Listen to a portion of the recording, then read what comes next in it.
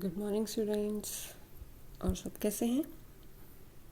ठीक है, तो आज जैसा कि आप स्क्रीन पर देख ही रहे हैं कि आज हम जो है अपनी सेकंड सप्लीमेंट्री रीडर जो है अब सेकंड बुक जो है वो स्टार्ट करेंगे, जिसका नाम है स्नैपशॉट। तो इसमें से आपको जो है 3 क्वेश्चन आएंगे, 2 शॉर्ट में 7 मार्क्स के दोनों होंगे और एक जो होगा वो आपका लॉन्ग क्वेश्चन 6 मार्क्स का आएगा।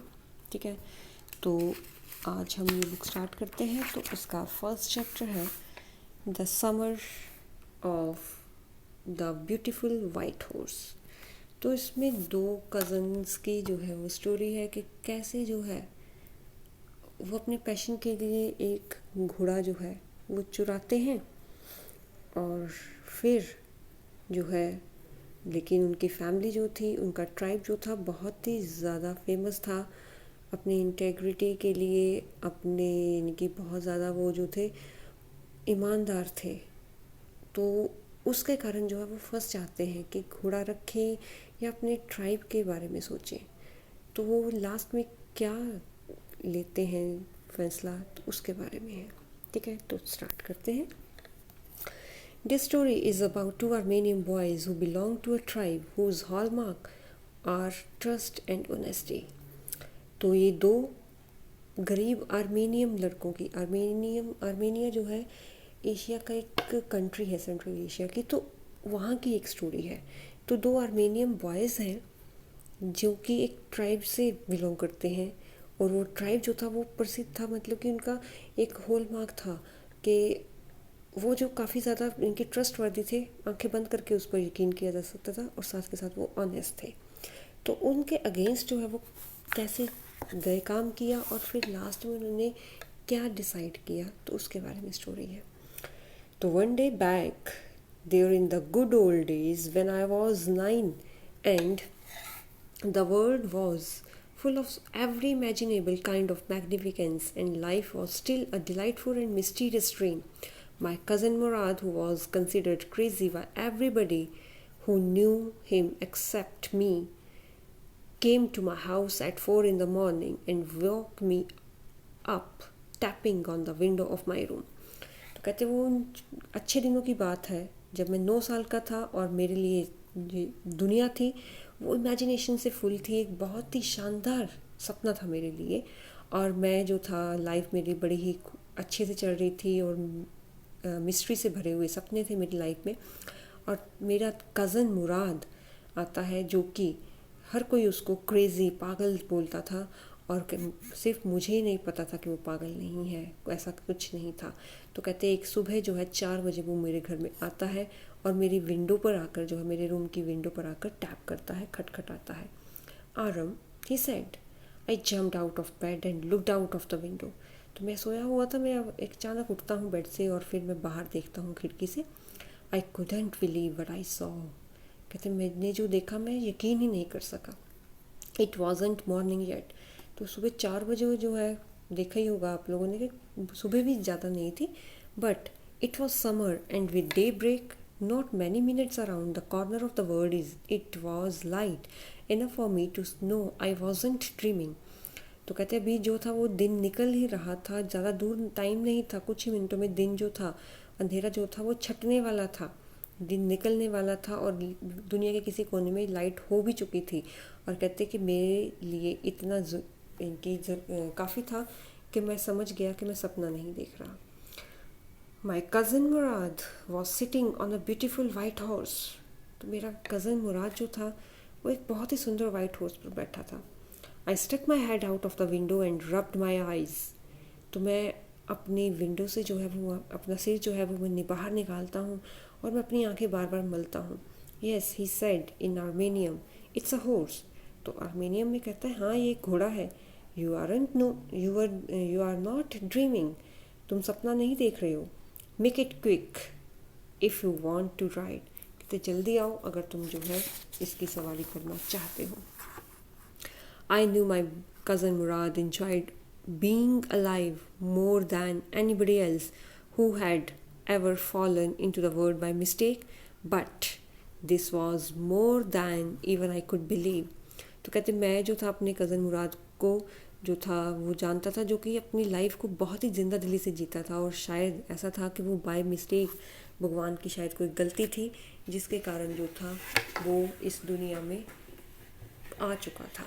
लेकिन मैं जो था अपने but this was more than even I could believe, लेकिन जो मैं देख रहा था ये यकीन करने से भी बहुत ज़्यादा बड़ी बात थी। In the first place, my earliest memories had been memories of horses and my first longings had been longings to ride. तो कहते जो मुझे जितना याद है, मुझे पुरानी मेरी यादें याद है, तो सबसे ज़्यादा मेरे को याद है कि मुझे घोड़ों से कितना ज़्यादा प्यार था। तो सबसे ज़्यादा मैं अपनी मेमोरीज़ में सबसे पहले मैं घोड़ों के बारे में याद करता हूँ, और फिर उसके बाद जो है घोड़े की सवारी के बारे में मुझे बहुत ज़्यादा प्यार था। This was a wonderful part, और कहते मेरी लाइफ का मेमोरीज़ का ये सबसे अच्छा पार्ट था। In the second place we were poor, और दूसरी बात ये थी, सच्चाई ये थी कि हम लोग बहुत गरीब थे। This was the part that wouldn't permit me to believe that what I saw, और ये लाइफ का वो पार्ट था, सच्चाई थी कि हम गरीब हैं, और यही जो है हमारी गरीबी मुझे यकीन नहीं करने दे रही थी कि जो मैं देख रहा था कि वो सच है, क्या उसके पास सच में एक घोड़ा है। We were poor, we had no money, our whole tribe was poverty stricken. तो कहते हम गरीब थे, हमारे पास कोई पैसा नहीं था, हमारे पूरा का पूरा जो कबीला था, हमारा ट्राइब था, वो पूरा गरीबी से मरा हुआ था। Every branch of the Gargolian family was living in the most amazing and comical poverty in the world. गर्गोलियन जो है उनका ट्राइब का नाम था, आर्मेनियम ट्राइब है, तो उनकी जो बस्ती थी, उनका कबीला जो था वो पूरा का गर्गोलियन जो था फैमिली उनको बोला जाता था। तो कहते हर कोई हमारी फैमिली का, हमारी ट्राइब से जो भी जुड़ा हुआ घर था, फैमिली थी, वो एक बड़ी ही अनोखी सी और बड़े ही बोल सकते हैं कि कॉमिकली हम जो थे वो गरीब थे, दुनिया में बहुत ज़्यादा गरीब थे। Nobody could understand where we ever got money enough to keep us with food in our bellies, not even the old men of the family. इतने गरीब थे, लेकिन फिर भी हमें जो है वो समझ नहीं आता था कि हम रोज़ जो है अपने पेट में जो है खाना जो है वो कहाँ से लेके आते हैं। वो खाना हमें रोज़ मिल जाता था, लेकिन कहाँ से आता था वो किसी को भी नहीं पता। यहाँ तक कि हमारी फैमिली का जो सबसे बूढ़ा आदमी था वो भी नहीं जान पाते थे कि हम लोग खाने के लिए पैसे कहाँ से लेके आते हैं। Most important of all though we were famous for our honesty, और सबसे बड़ी इम्पॉर्टेंट बात ये थी कि हम लोग जो थे अपनी ऑनेस्टी के लिए काफ़ी ज़्यादा फेमस थे। We had been famous for our honesty for something like 11 centuries.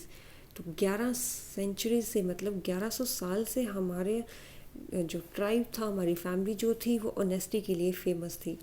Even when we had been the wealthiest family in what we liked to think was the world. कहते हम तब भी बहुत ज़्यादा ईमानदार थे, जबकि हमें बताया गया था कि हम सबसे ज़्यादा अमीर थे अपनी इस दुनिया में, जैसा कि हम आज दुनिया को देखते हैं। तो उस टाइम भी जो है जब हम वेल्दीएस्ट फैमिली थे, सबसे ज़्यादा अमीर थे, तब भी हम बहुत ज़्यादा ऑनेस्ट थे। We were proud first, honest next, and after that we believed in right and wrong. सबसे पहले तो हम अपने ऑनेस्ट होने पर प्राउड था, उसके बाद हम यकीन करते थे क्या राइट है, क्या रॉन्ग है, क्या गलत है, क्या सही है। None of us would take advantage of anybody in the world. तो हम में से जो है कोई भी किसी को जो है किसी का फ़ायदा नहीं उठाता था दुनिया में। Let alone steal. तो कहते चुराने की बात तो अलग है। Consequently, even though I could see the horse so magnificent, even though I could smell it so lovely. और कहते इसी के सामने जो है वो मैं घोड़े को जो है वो मैं देख रहा था, कितना ही सुंदर घोड़ा था मेरे सामने, यहाँ तक कि मैं उसकी स्मेल भी ले सकता था, कितनी अच्छी स्मेल थी। Even though I could hear it breathing so exciting, और यहाँ तक कि मैं उसको सांस लेते हुए भी सुन सकता था, इतनी ज़्यादा एक्साइटमेंट थी। आई couldn't believe the horse had anything to do with my cousin Murad or with me or with any of the other members of our family. और कहते मैं यकीन ही नहीं कर पा रहा था कि मेरा कज़न मुराद हो, चाहे मेरी फैमिली का कोई और भी बनता हो, चाहे मैं ही क्यों ना हो, एक घोड़ा हमारे पास कहाँ से आ गया। Asleep or awake, because I knew my cousin Murad couldn't have bought the horse, चाहे कहते मैं सो रहा हूँ, चाहे जाग रहा हूँ, गहरी नींद में हूँ, कभी यकीन नहीं कर पाऊँगा। लेकिन मैं ये भी जानता था कि मेरे कज़न मुराद के पास इतने पैसे नहीं हो सकते कि वो एक घोड़ा खरीद सके। And if he couldn't have bought it he must have stolen it. अगर वो खरीद नहीं सकता तो पक्का उसने चुराया है। And I refused to believe he had stolen it. और मैं ये यकीन नहीं कर सकता था, मैं ये यकीन मान नहीं सकता था कि उसने चोरी की है। No member of the Garoghlanian family could be a thief. तो कहते गंगोलियन फैमिली का कोई आदमी चोर नहीं हो सकता था। I stared first at my cousin and then at the horse. तो पहले तो मैं कज़न की तरफ देखा मैंने, फिर मैंने घोड़े की तरफ देखा। There was a fierce stillness and humor in each of them, which on the one hand delighted me and on the other frightened me।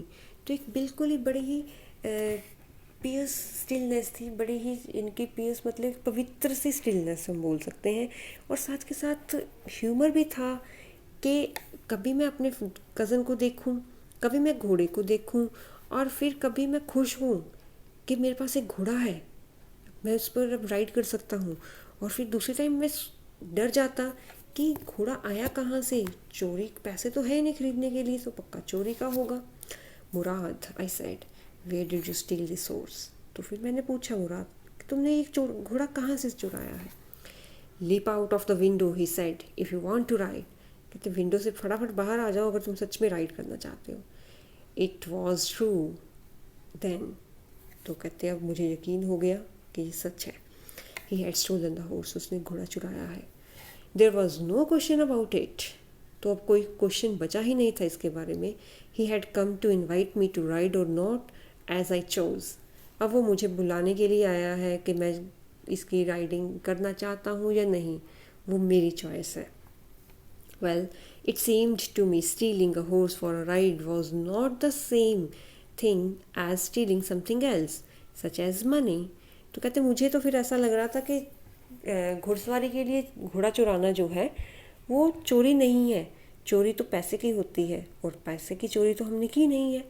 For all I knew may be it wasn't stealing at all. तो जितना मैं जानता था तो मेरे लिए ये चोरी नहीं थी। If you were crazy about horse's the way my cousin Murad and I were, it wasn't stealing. तो कहते अगर तुम भी पागल हो, पैशन है तुम में भी हॉर्स राइडिंग का, तो जैसे मुझे और मेरे कज़न मुराद को था, तो कहते आप भी जो है इसको जो है स्टीलिंग, चोरी नहीं बोलोगे। It wouldn't become stealing until we offered to sell the horse, which of course I knew we would never do। तब तक ये चोरी नहीं होगी जब तक हम इस घोड़े को बेचेंगे नहीं, और ऐसा हम करेंगे नहीं, मुझे पता है।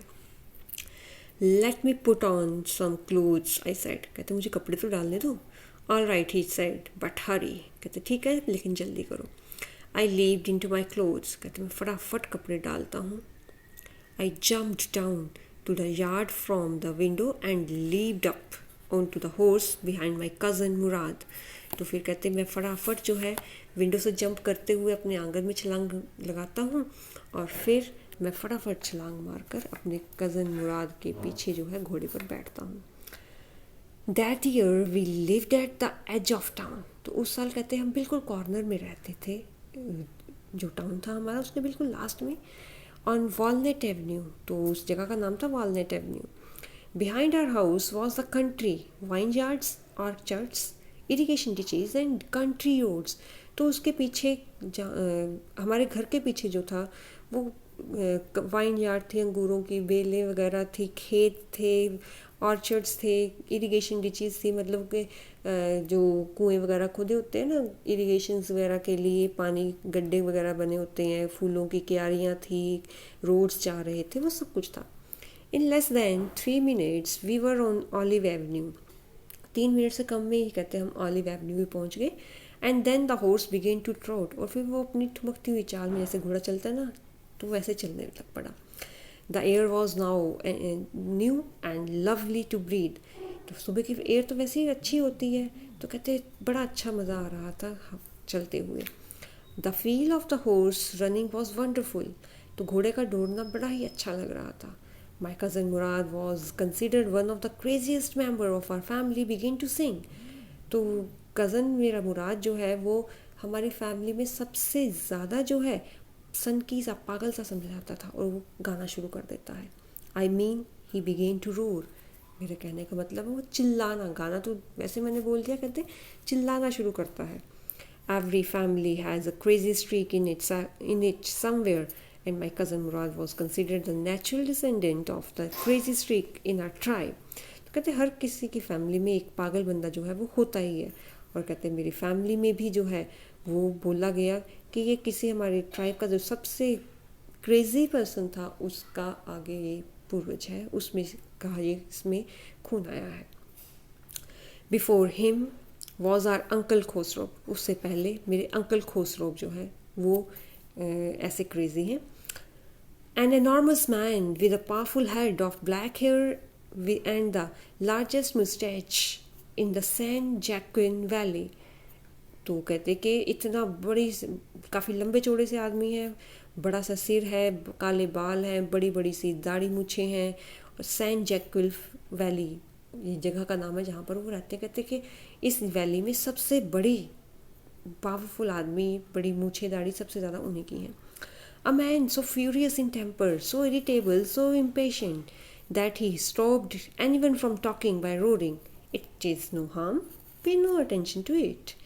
तो कहते कि वो इतने ज़्यादा गुस्से वाले हैं, इतने जल्दी वो इरिटेट हो जाते हैं, तंग हो जाते हैं, उनमें बिल्कुल भी पेशेंस नहीं है. और कहते हर किसी को चुप करवा देते हैं ज़ोर से चिल्लाते हुए, "It is no harm, pay no attention to it."